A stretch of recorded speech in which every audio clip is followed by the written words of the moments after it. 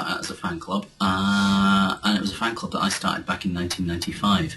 I just turned up once in a while. There had been a couple of Trek clubs in Dundee prior to that, both of which had folded within about a year. I'd been on the committee of one of them, and generally decided with the second one that folded, stuff this, I was going to start one up myself. And we kept it going for about 10 years. And I think it was only as interest in Trek had a big sort of renaissance in sort of 80s and 90s with sort of TNG and laterally DS9. And I think towards the end of DS9 and Voyager, interest kind of fell off a lot with the internet as well. It's because people were able to download episodes rather than having to come along and watch them at a club, and a lot of people that came along just wanted to sit and watch Star Trek. I have no idea how I ended up going to the Star Trek club. It must have been a low point in my life, to sink that far. And the numbers were dropping quite a lot, and we kind of got to the stage where we thought, this isn't really worth the hassle. We're friends, let's just go and do our own thing. Somebody else, Dylan Feeney, who actually composed our theme, sort of said off the cuff, why don't we just do a fan film? And we kind of thought, well, actually, yeah, why not do a fan film? Heard of a Star Wars Corps hybrid called Troops by some guy or other, and it was unlike anything else to see at the time. Starship Extra was the first fan film I saw that I really went, yeah, I really, really like this. And they produced a making of DVD, which has kind of been a bit of a Bible to me all along. And in that, they'd shown how they'd built some very simple set pieces and a few techniques they'd used, and we thought, well, maybe we could take and expand upon that. I'd seen Hidden Frontier as well, and, what they'd achieved doing just green screen was really, really quite fantastic, but I wanted to do slightly more dynamic shots than that, and certainly Steve was very much interested in doing more dynamic shots.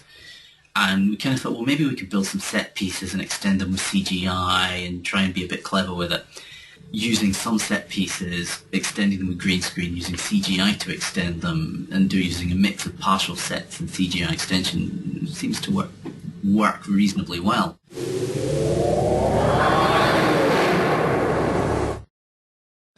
A happy coincidence with the New York Times, who were doing a feature on another fan film. But we were mentioned just in a sort of an aside, and there's even Dundee, Scotland, and Starship Intrepid, and here's the website address. And as it turns out, all the press here read the New York Times, so they were getting in touch with this in fairly short measure. And as a result, we got a massive amount of contact from UK newspapers and TV channels and the like, and we ended up with some fairly major new print coverage, as well as some reasonably major TV news coverage. GMTV with Lorraine Kelly. I was on for a half second when my back was turned to the camera. Lorraine Kelly was fantastic. CNN, which still hasn't aired. ZDF, which is a German channel, and they were great. But yeah, we got a lot of attention, largely off the fact that some American newspaper ran a story on fan films and mentioned us in half a line.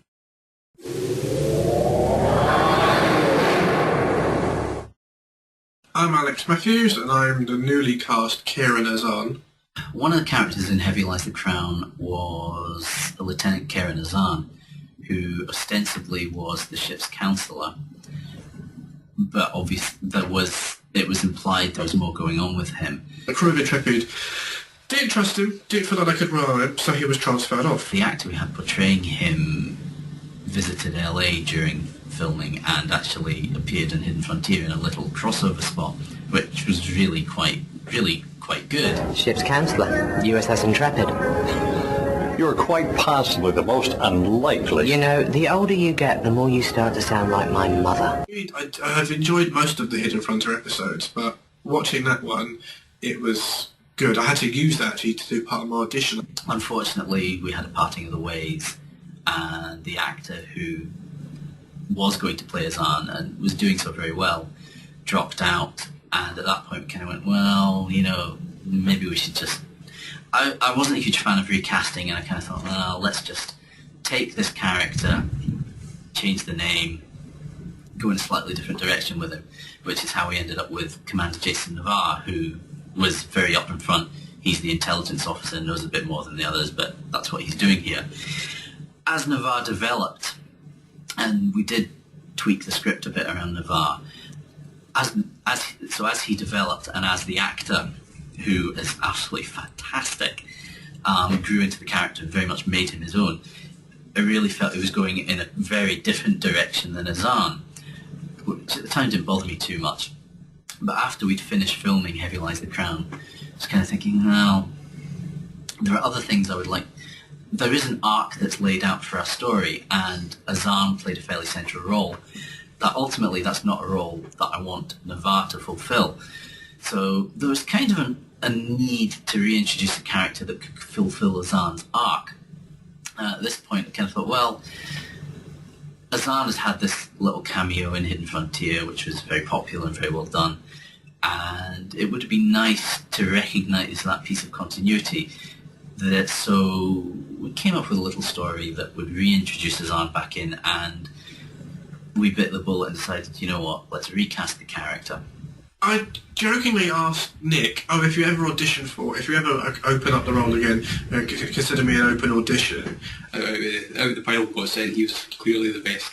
It's turned out very well. Alex Matthews, who's playing Karen Azar now, he's been here all weekend. He came all the way up from down south. The fact that they audition to people who don't actually live nearby for Intrepid is, a great measure of trust, I think, on their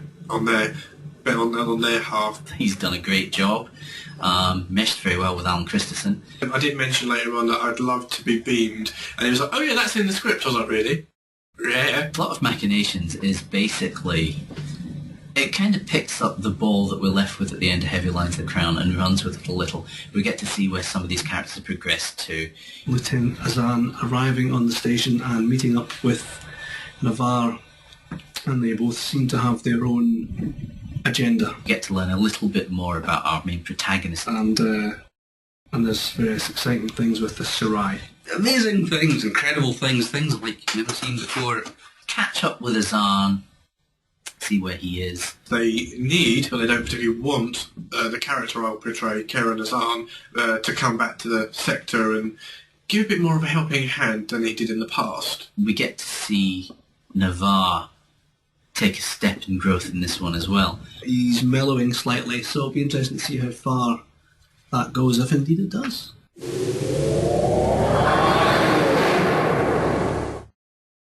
What's next for Star Trek Intrepid? Well, another few short ones and another full-length one. There's a second short we have planned called My Way or the Highway, currently a working title, maybe the final title, haven't quite decided yet, which is about halfway written, basically dealing with kind of a joint operation between the Merchant Service, Admiral Prentice, Commander Navarre, and Commander Garron. I'm writing the full-length one. I might even finish writing it. And after those two, we're probably going to start filming on Bit Patterns, which would be episode 2.